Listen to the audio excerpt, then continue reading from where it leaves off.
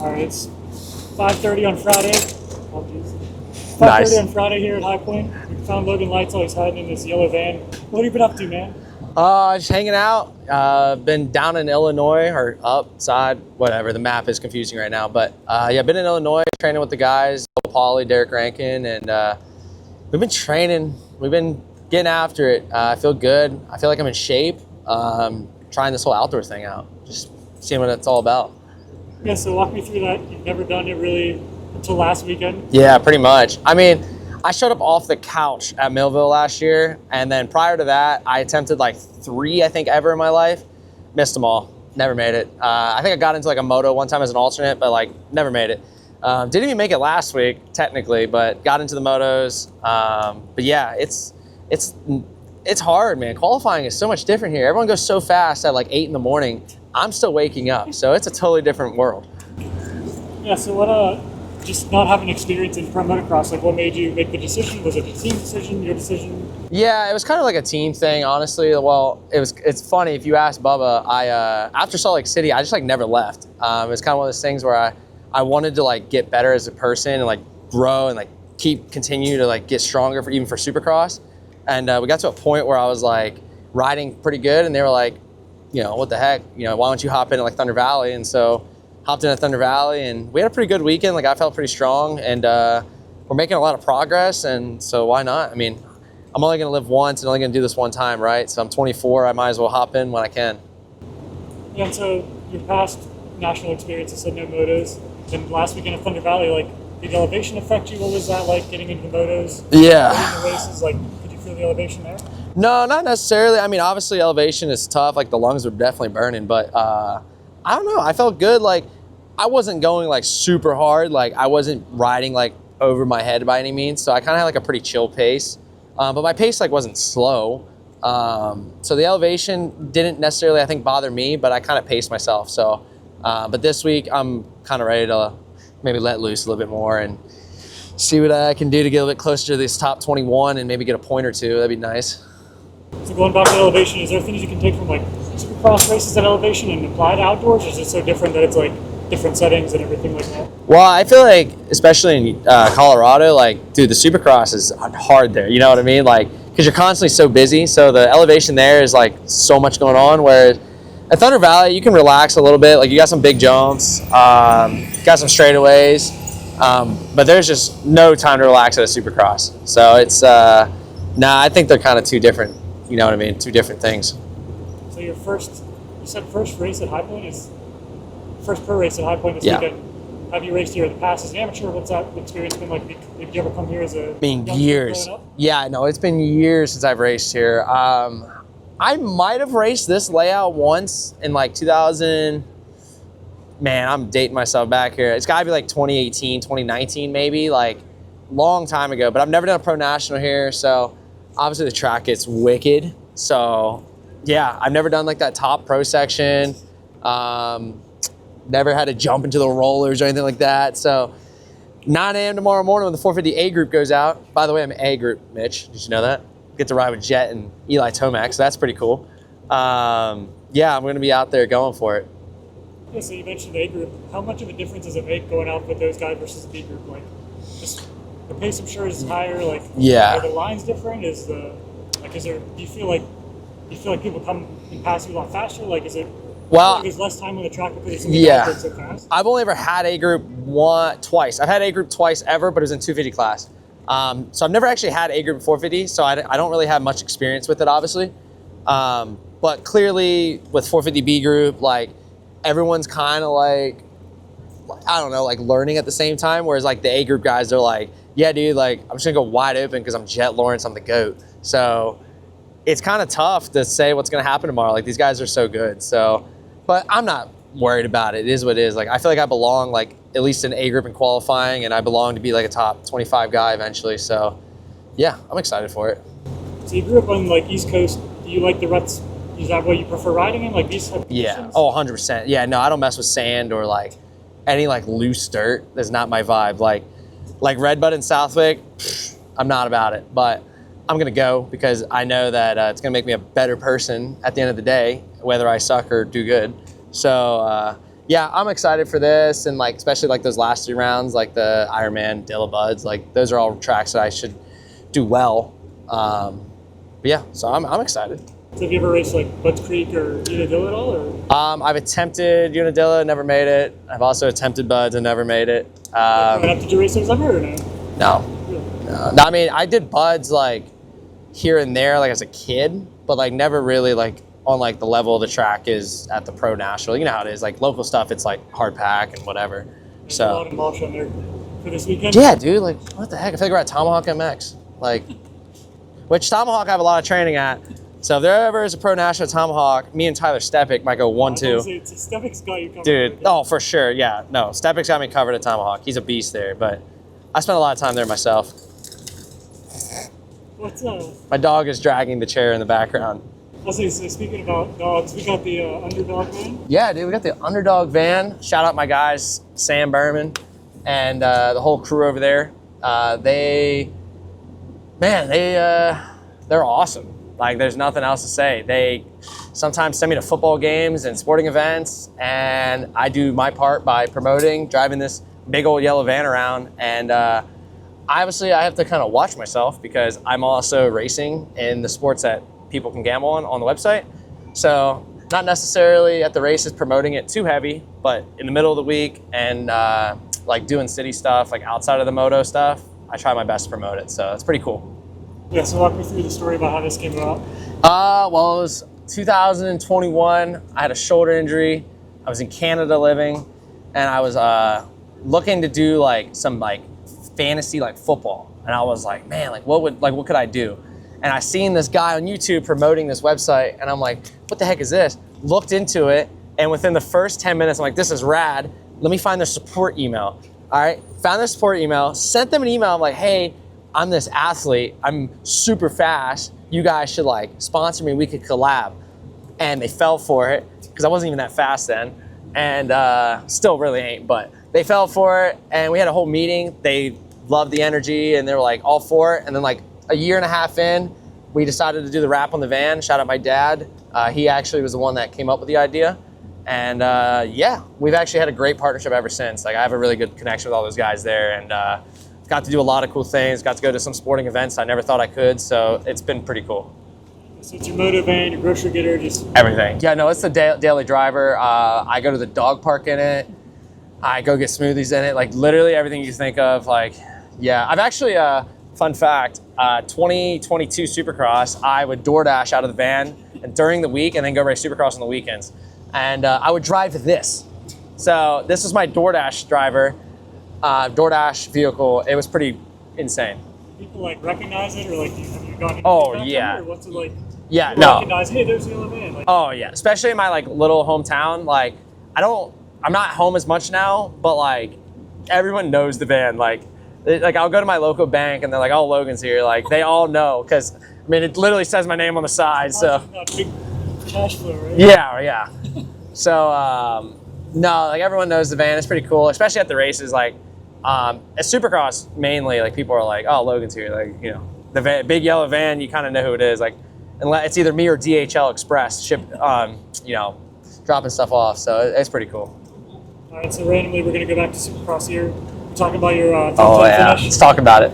Yeah, it's just a couple months from now. Like what you said, people are gonna forget about it years from now, but you're never gonna forget about it. Oh no. So what was it like from your experience? Like you saw the video, you finished the race, you lay on the ground, you can't believe you're like soaking it all in. Yep. Just what's it like thinking back on it now? 2 months removed now? Yeah, no, I mean it's obviously like I feel like in our sport and I mean, mostly any sport, like you kind of have to have such like a short-term memory because it's always about what's next, right? Can't really live in the past. So I've really never like truly, I guess, soaked it in, but there's definitely been days where like I'll wake up and be like, dang, that was really cool. You know what I mean? But yeah, probably in like 20 years from now, I'm probably going to tell my kids I won that race. So, we'll see. But then they're going to look up the RacerX archives and be like, Dad, you're lying. You got 9th. Yeah, you have a good headshot there. I'll at least have a good headshot. Yeah, we updated it today. But no, that race was awesome. Like looking back on it, like it came so easy to me, right? Like I'm a mud guy, like I'm tall, so like I just paddled my way around that track. And I remember passing like Malcolm Stewart with 2 to go and being like, dang, like what the heck is going on here? But I know we're calling for some rain tomorrow. But I don't think it's gonna be nearly as bad as Boston. I think it's gonna be like a drizzle. But if it does decide to open up and the skies get a little crazy, I'm gonna be fired up. I'll be ready to go. Yeah, so how cool, like obviously from Eastern PA, that wasn't quite your home race that weekend, but Yeah. it's still an East Coast race to get that in Foxborough. Like, how much pride do you have in that? Because that was a historic 4-race swing in the East Coast there. Yeah. So even though it didn't come at your home race, like Foxborough's the East Coast race, is that like, that's always gonna be something Well, cool too, right? I got something about Foxborough. I don't know what's going on. So if you look up my stats, I've made 3 mains. 2 of them are in Foxborough, straight out of the heat. I don't know what's going on in Foxborough. And shout out to my guy, Antonio Gibson, the running back for the Patriots. He's been at both of them. And he probably thinks I'm like one of the baddest dudes ever to ride a dirt bike, because both the races he's been to, I've had my career best finishes. So I'd like to get that guy out to more races. So no, I remember he texted me after the race. He's like, dude, you just got like 9th place. I'm like, yeah, you know, it was a bad race for me. No, I was messing around, but Foxborough has a special place in my heart. Like, love Foxborough. Like, by far my favorite place to go to. I've had my career best there. I've got to go sideline tickets with Antonio at a football game. Like, I got to take my brother there who's now in the Army. Like, it's a pretty cool deal. I love Foxborough. I always look forward to that race. But as far as Philly and Pittsburgh and the whole East Coast swing, like, that's just cool because like I walk out of my pit and like kids I used to go to school with are like there, and like it's like, oh hey, like what's up, dude? Like, so that was pretty cool. You think, do you have any buddies coming after this one, or is this a little bit of a hike for them? Yeah, no, there would definitely be people that I grew up with. I mean, heck, like if you just look at this entire row, I basically grew up racing all these kids. Like, it's kind of wild. Like, we all raced each other growing up. Like Jack Rogers over there, like we literally grew up together in the 50s. And so it's pretty cool. Like these local rounds, like you see everyone like you would see on like a normal local weekend, right? So yeah, I feel like outdoors, especially, like it's such a more chill environment where Supercross is a bit more like tense. But yeah, everyone's having a good time and get to see people I haven't seen in a couple of weeks or years or months. So it's, yeah, it'd be cool. So what's been like, I guess your biggest takeaway from your like racing career? You said you want to be a better person. Like, are there things, even if you don't have the best result, like you're still learning, whether it's on the track, off the track, in the van, whatever it is, like you feel like you're still progressing as a rider? Like, to this point, obviously the results are sometimes hit or miss, but like the top 10, like you feel like that's possible again. It's not just like, I mean, I feel like it's tough to say. Like, realistically, probably not. You know what I mean? Like, and unfortunately, like, that's just the reality of our sport. Like, you go look at the top 10 when it's healthy, and you're like, yeah, it's probably not going to happen. You know what I mean? Like, you have, like, Dylan Ferrandis battling for, like, 10th place and champions. So, I think on a dry day, it's tough to say and, like, sit here and be like, yeah, 100%, because no.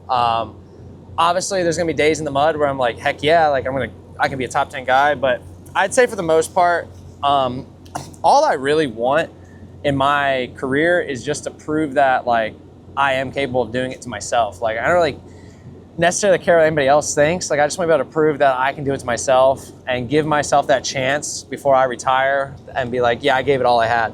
So that's all I really want to do, and whatever that I'm capable of doing, we'll find out. You know, whether it's, you know, like a Kevin Moran's type guy, or even somebody like Freddie who has a career, I don't know if he has a career number. No, national number. I'd like to get a national number. That's the biggest thing. I want the monkey off the back. I want to get his national number. So, yeah, I think that's the biggest thing for me right now is just kind of see what happens and just keep working hard and see where life takes me, really. So even if top 10 isn't, if you're not able to get another top 10 the rest of your life, you're like, every game you line up where you're still going to try to get it, and it's right, like, yeah, nailed in. But is that like you have to mentally accept like, hey, it might not happen again, but I'm going to do the best I can? Like, how do you judge, I guess, the mentality-wise of like, even though you're not in the top 10, like you're still pushing and getting better, and like, cause I'm sure like, especially with amateurs, like, you look at some people that won as amateurs, they get to the pros, they don't win again. It's got to be an adjustment. So how do you do with that adjustment, and what's that kind of like, I guess? Well, for me, I never did anything as an amateur, so I've always lost. So for me, like, it's not really that big of a deal. My best results came as a professional. Yeah, besides a Mini-O's title in college, boy, I never did anything. Loretta Lynn's 20s and 30th. So I was a pretty crappy amateur, kind of sucked as a pro when I first came. So for me to like kind of keep going at it is like, it was my 5th year now or 4th year, whatever it is. And I made a lot of progress, like, dude, a lot. Like, I'd barely make night shows, and now I've made 3 or 4 career mains. So it's like, it's pretty cool because I see that progression every time, like, especially every like 3 or 6 months, you're like, dang, like, I've lost how much weight, like gained this on the track. And like even this week we did like no clutch motos, and I'm like, never done it in my life. Like never like had a trainer tell me like, don't use your clutch. So like the fact that I went out there and did that and I was ripping, I was like, whoa, you know what I mean? Like, cool. Like I didn't know that like helped that much. So I feel like there's so much for me to learn. Like I have kind of always done my own thing and kept pretty low key. So yeah, I mean, I'm 24 now, so I kind of give myself like this 3-4 year window, like, hey, you're either gonna make it happen or go get a job. So I'm just busting my butt off to see what happens. Obviously, hope it's you now, but what would you envision yourself doing after your career's done? Well, as of right now, like from a reality standpoint, selling water jet parts for EDM Performance, because that's what I already do. During the week is I sell parts online for like machine shops. And so shout out to EDM Performance for letting me be able to race my dirt bike and have a job. So that's pretty cool. But honestly, I ain't got one single clue what I really want to do afterwards. Obviously I like doing that job, but if something changes, I don't know, maybe Jamie's in the background, but maybe we'll like start a business or something. Maybe we'll start the next Raising Canes. I don't know. We'll see what happens. We'll figure something out. Like, yeah, you gotta mention the mains. I don't know, I think you made your first main event, if I'm not mistaken, after you're battling with me in RCSX 2 years ago. But you might have lapped me and then let me go for an extra lap, but... Did I? No way. I don't even know why we're on the same track as me. That's offensive to you and to me. Like, wait, you don't deserve to be was on it the track. Vintage Day? Yeah. Oh, that's right. Like, that's a disservice to you for being on the track at the same time. That's right. Like, I don't deserve to be anywhere near you on the track. That's right. Yep. You lapped Okay. me and then you pulled up and let me go another lap, which is great because I only did like 2 laps. No I got way. the third lap in, but then you made your main the next first Yeah. weekend after that. So Yeah, the next weekend I made a main. Dude, obviously we were battling, but I mean, hey. Hey, I mean, you were right behind me. 310 machine was pushing you. I don't Dude, know. that's actually funny. I forgot all about that. Yeah, that I literally had to double take when he passed me. I was like, why am I on the track? And I'm like, I don't know if he gave his Dude, back to his buddy. I'm like, if that's actually you, I'm like, I'm like, there's no way we should be on the same track ever. I did so many laps that weekend because I don't know if you know this. You probably do. I do the sight laps for the amateurs. So I raced Saturday. I did sight laps all morning Sunday, and then I Monday off. Raced all day Tuesday, Vintage Day, and I think I left like Wednesday morning for Alabama. Like I had so many laps around that Daytona circuit that year, it was insane. This year, I skipped Vintage Day, but I still had to do sight laps. So I was still there on the ISRT Racing 450 doing sight laps all morning. So yeah, all I gotta say, Mitch, is I'm glad I gave you that lap back. Hopefully next year, I will be there to watch you race Vintage Day. And maybe this time we can battle for a podium. All right? There might be 3 people on the track and I'll be in 30. That's whatever, dude. But Results don't lie, dude. what else do you want to talk about we haven't talked about, dude? I mean, there ain't much to it. I mean, if you look up my name, everyone knows about my like gaming history. So you still do that often, or I mean, I try. Is there cobwebs in the bike? Is the bike? Oh, yeah. Is it settings dialed in? Well, practice, like where are we looking at? First couple weeks, the cobwebs are definitely off because I played a lot. I tried to play a lot, but then now I've been racing, so the time has been limited. Like this, shout out my boy Jerry Robin. He came in as my spotter on Wednesday, and he was in my ear telling me, he's like, dude, you're freaking flying. Meanwhile, like I'm flying in 2022, I'd win by 30 seconds, and this year I'm like running 5th, and I feel like I'm playing better than I ever have. So yeah, the kids are good, man. Like they play a lot, don't get me wrong, because they come out with like a sheet like at the end of the week where it tells you like how many people, like how long they've played for, and it'll tell you like 6 hours. I'm like, bro, I can't do that. 1 day or a week? That's 2 days. Like no, that's 24 hours. The track's out for 24 hours. Kids will play for 6-7 hours. Like ridiculous. Like I can't do that. And like the most I put on a track this year, I think was 4. And I like felt gross after doing that. But I won. I won that week. The week that I put 4 hours on, I won. So, but I can't do that anymore. I try to keep up as much, but yeah, I have fun with it. And the year that I won, I got a #1 plate for it from the AMA, which was insane, but whatever. So. Anything else like that? Or? That's about it. I love MLB The Show is pretty sick. Love baseball. Are you a baseball fan, Mitch? I don't follow as much on NBA and NFL guys. I got you. Yeah, I'm a big baseball guy, big tennis guy too. I love tennis. Can't play it, but I mean, I pretty much know all the players. I'm actually friends with one of the tennis players on the tour. He's going up through the ranks right now, so it's pretty cool.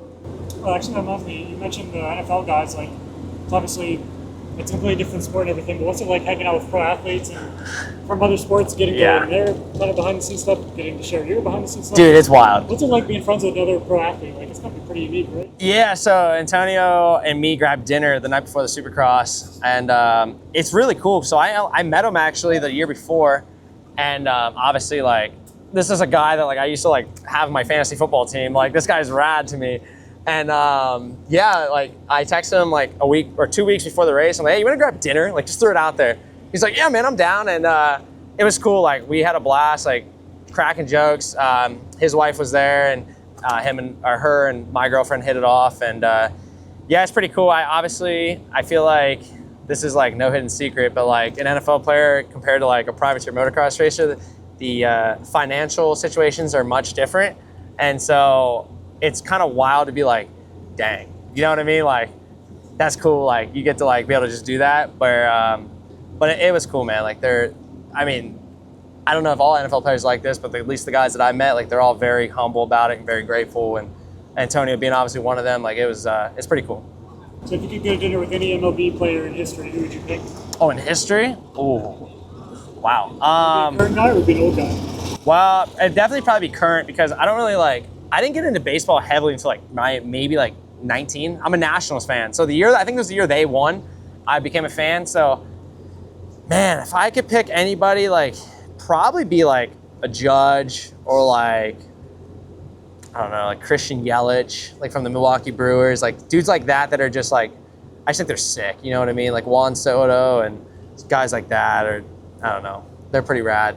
So, probably be like that.